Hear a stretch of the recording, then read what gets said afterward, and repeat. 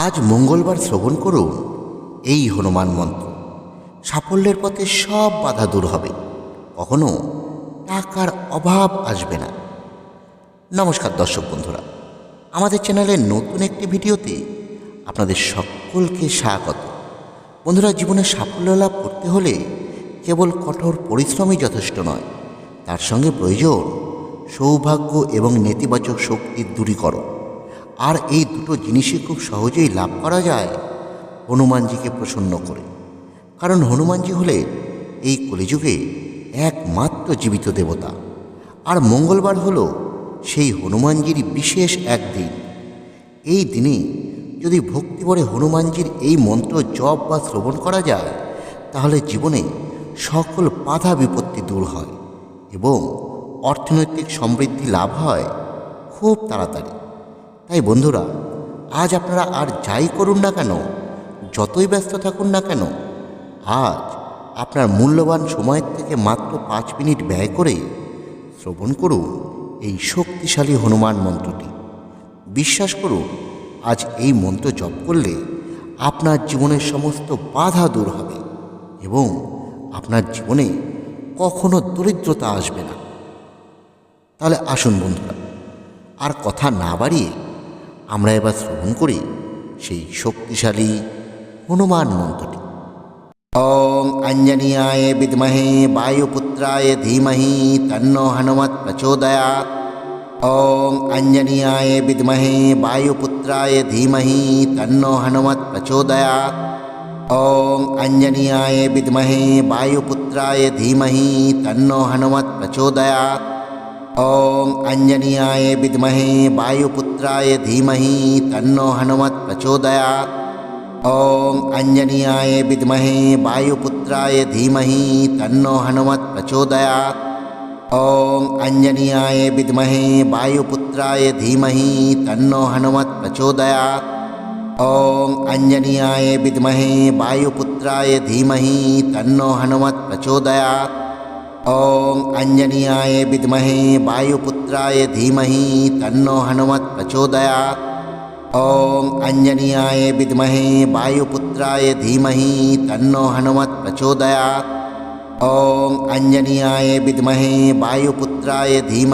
তন্নো হনুমৎ প্রচোদয়াৎ।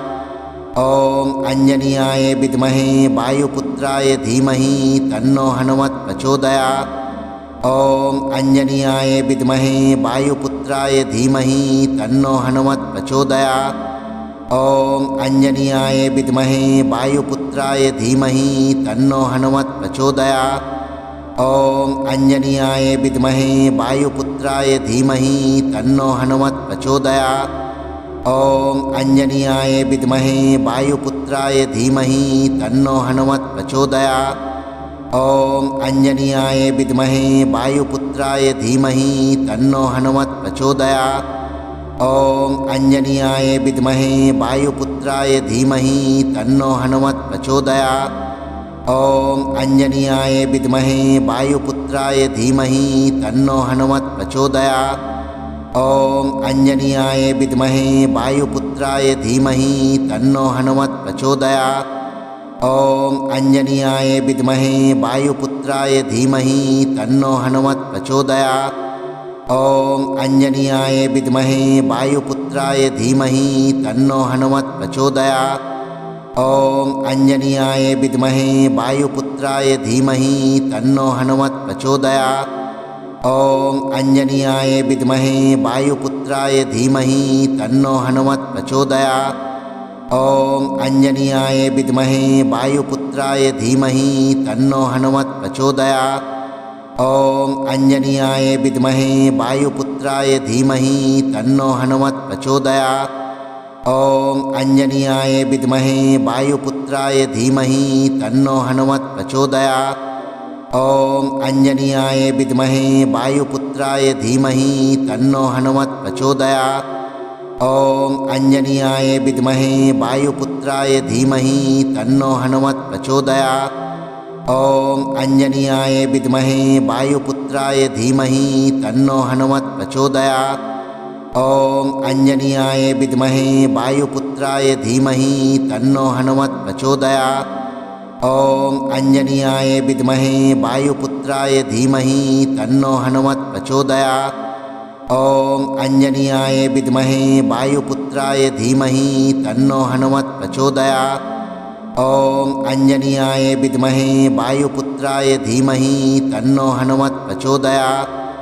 ॐ अञ्जनीयाय विद्महे वायुपुत्राय धीमहि तन्नो हनुमत् प्रचोदयात्। ॐ अञ्जनीयाय विद्महे वायुपुत्राय धीमहि तन्नो हनुमत् प्रचोदयात्। ॐ अञ्जनीयाय विद्महे वायुपुत्राय धीमहि तन्नो हनुमत् प्रचोदयात्। ॐ अञ्जनीयाय विद्महे वायुपुत्राय धीमहि तन्नो हनुमत् प्रचोदयात्। ॐ अञ्जनीयाय विद्महे वायुपुत्राय धीमहि तन्नो हनुमत् प्रचोदयात्। ॐ अञ्जनीयाय विद्महे वायुपुत्राय धीमहि तन्नो हनुमत् प्रचोदयात्। ॐ अञ्जनीयाय विद्महे वायुपुत्राय धीमहि तन्नो हनुमत् प्रचोदयात्। ॐ अञ्जनीयाय विद्महे वायुपुत्राय धीमहि तन्नो हनुमत् प्रचोदयात्।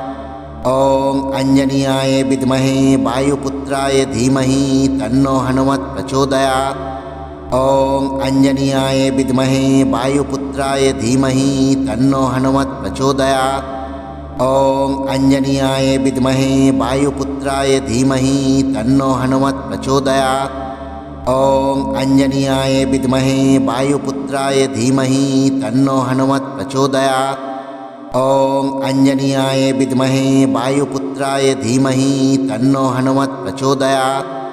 ॐ अञ्जनीयाय विद्महे वायुपुत्राय धीमहि तन्नो हनुमत् प्रचोदयात्। ॐ अञ्जनीयाय विद्महे वायुपुत्राय धीमहि तन्नो हनुमत् प्रचोदयात्। ॐ अञ्जनीयाय विद्महे वायुपुत्राय धीमहि तन्नो हनुमत् प्रचोदयात्। ॐ अञ्जनीयाय विद्महे वायुपुत्राय धीमहि तन्नो हनुमत् प्रचोदयात्। ॐ अञ्जनीयाय विद्महे वायुपुत्राय धीमहि तन्नो हनुमत् प्रचोदयात्।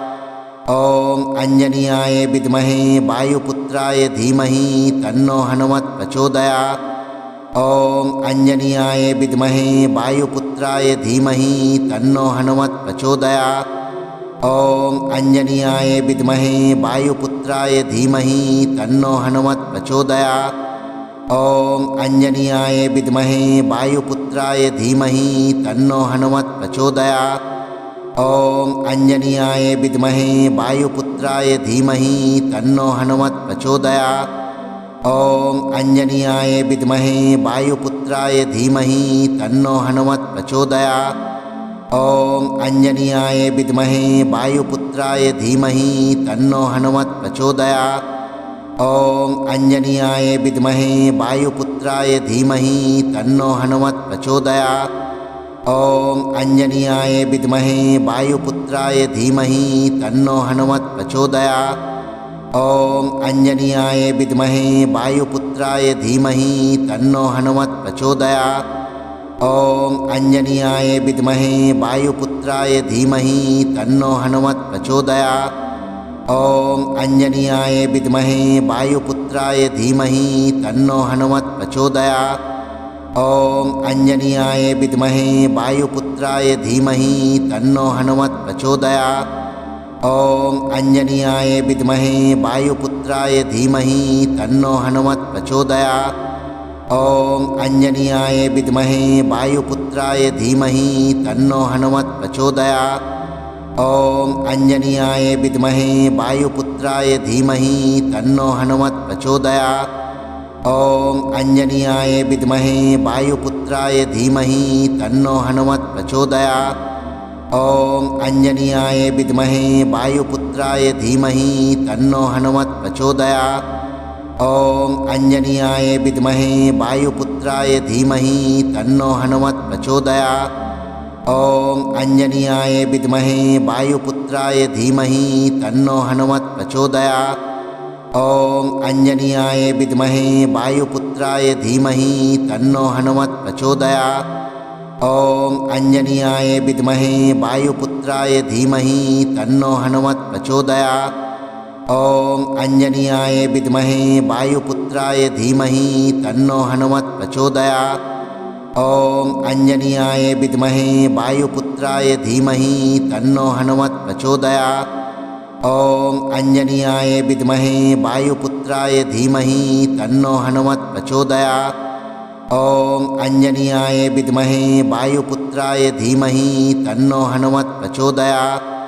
ॐ आञ्जनेयाय विद्महे वायुपुत्राय धीमहि तन्नो हनुमत् प्रचोदयात्। ॐ आञ्जनेयाय विद्महे वायुपुत्राय धीमहि तन्नो हनुमत् प्रचोदयात्।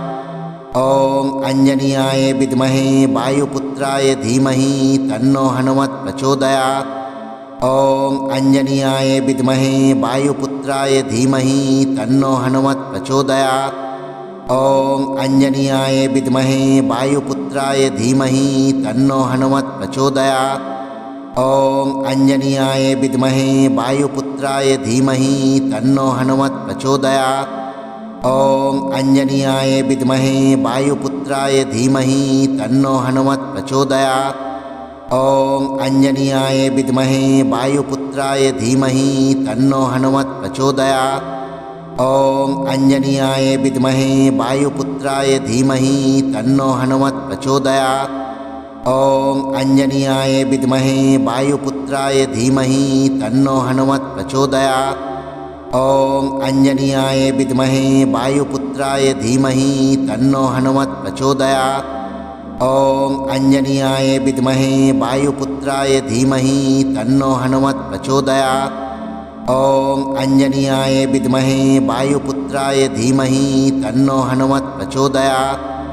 ॐ आञ्जनेयाय विद्महे वायुपुत्राय धीमहि तन्नो हनुमत् प्रचोदयात्। ॐ आञ्जनेयाय विद्महे वायुपुत्राय धीमहि तन्नो हनुमत् प्रचोदयात्।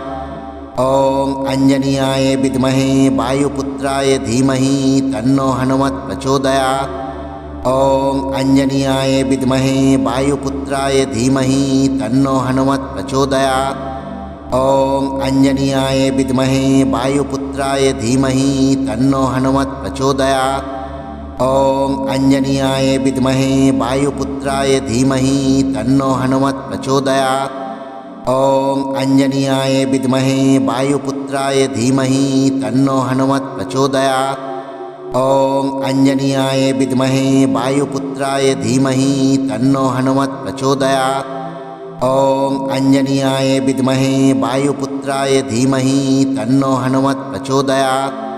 ॐ आञ्जनेयाय विद्महे वायुपुत्राय धीमहि तन्नो हनुमत् प्रचोदयात्। ॐ आञ्जनेयाय विद्महे वायुपुत्राय धीमहि तन्नो हनुमत् प्रचोदयात्। ॐ आञ्जनेयाय विद्महे वायुपुत्राय धीमहि तन्नो हनुमत् प्रचोदयात्। ॐ आञ्जनेयाय विद्महे वायुपुत्राय धीमहि तन्नो हनुमत् प्रचोदयात्। ॐ आञ्जनेयाय विद्महे वायुपुत्राय धीमहि तन्नो हनुमत् प्रचोदयात्। ॐ आञ्जनेयाय विद्महे वायुपुत्राय धीमहि तन्नो हनुमत् प्रचोदयात्। ॐ आञ्जनेयाय विद्महे वायुपुत्राय धीमहि तन्नो हनुमत् प्रचोदयात्। ॐ आञ्जनेयाय विद्महे वायुपुत्राय धीमहि तन्नो हनुमत् प्रचोदयात्। ॐ आञ्जनेयाय विद्महे वायुपुत्राय धीमहि तन्नो